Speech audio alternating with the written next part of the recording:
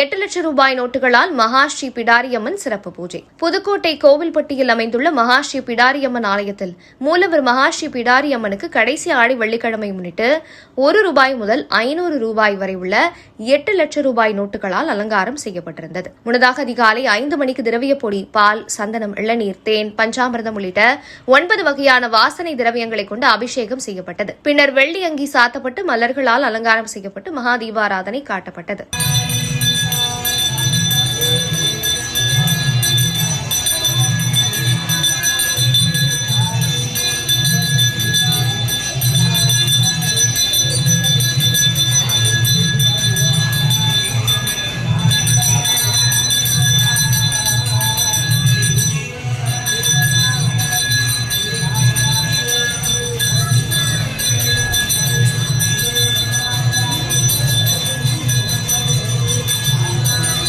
இதில் ஆயிரக்கணக்கான பொதுமக்கள் சுவாமி தரிசனம் செய்து ரூபாய் நோட்டுகளையும் அம்மனையும் வழிபாடு செய்து வருகின்றனர். அவர்களுக்கு பிரசாதங்களும் பெண்களுக்கு வளையல்களும் பிரசாதமாக வழங்கப்பட்டன.